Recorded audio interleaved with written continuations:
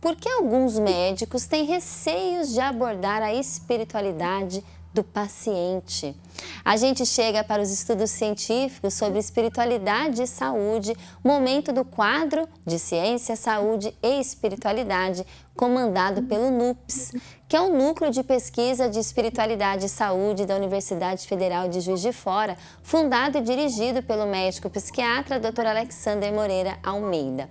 A reflexão de hoje é sobre por que alguns médicos têm receios de abordar a espiritualidade do paciente com o Dr. John Cox, que tem um currículo extenso. Ele é do Reino Unido, ex-presidente do Royal College de Psiquiatria, ex-secretário-geral da Associação Mundial de Psiquiatria, professor visitante também do Instituto de Psiquiatria em Londres, fundador, co-diretor do Centro de Estudo de Fé, Ciência e Valores em Cuidados em Saúde da Universidade do Reino Unido. Enfim, vamos conferir a sua participação aqui no Esferas da Vida.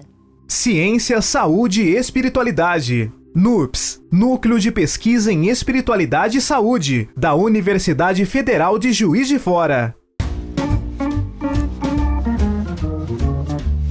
Yes, there is a resistance still. I think the resistance comes from two areas.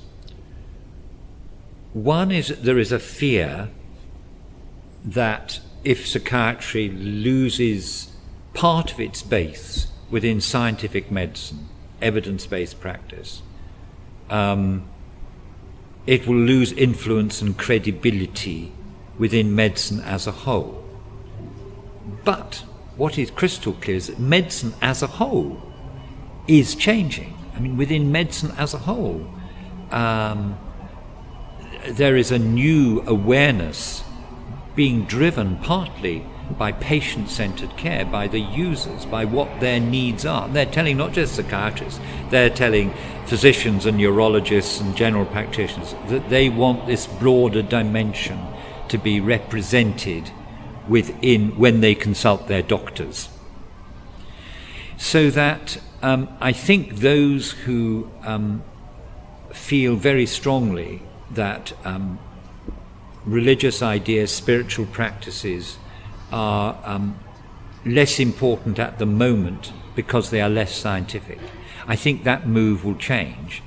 And it'll change for various reasons, not least because there is a scientific evidence base for spiritual practices and religious beliefs that is being investigated. Of course, you can't understand all aspects of faith tradition using scientific method. That would be a ludicrous thought. It's drawing on values and existential meanings which are not in themselves. They're not in themselves able to be analysed fully in an objective scientific sense. There is that. There is the other big fear that we have back home, which is still around, and that is the fear that religious people, Christians, but not only Christians, will use, if you open the door to acknowledging the importance of religious practice, religious beliefs and spiritual practice, you could open the door to proselytizing, to people using their faith background to try to change the opinions of others in a clinical setting. In one sense, that fear is irrational, because if people do that anyhow, they would be struck off the list as from the General Medical Council, because that is unethical practice in Britain. I think most other countries around the world, you can't use your professional background in a secular health service to challenge other people's faiths and beliefs.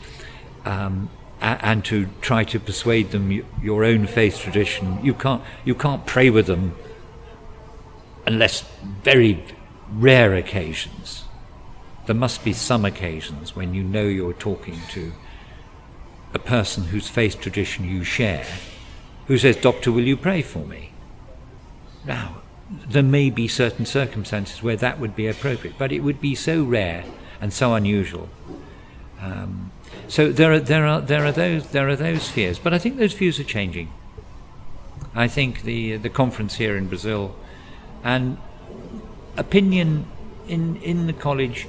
I think the other reason is there is a fear that people who are religious, who have a faith, who are aware of the spiritual dimension, that we, because I put myself in that category, are not aware that harm can occur, that those beliefs, those practices can have an adverse effect on mental health and on physical conditions under certain circumstances. And that is also evidence-based. So as psychiatrists, we have to be aware of those things and take them into account. And also, I think, to know what we say in English, when we are out of our depth, or when a patient is presenting us with a problem that we've no idea what it is, but it seems to be religious and is important, then I think one says, okay, you're presenting this problem. I'm not sure if I can help you answer your questions and concerns here, but I think I do know some people who can. And if you like, if you would like this, I could ask somebody who's a spiritual advisor or a hospital chaplain or a colleague who understands your tradition to talk with you and help clarify your own, help understand what your problem is, and then he or she could perhaps tell me, and then maybe we could continue the dialogue, something like that.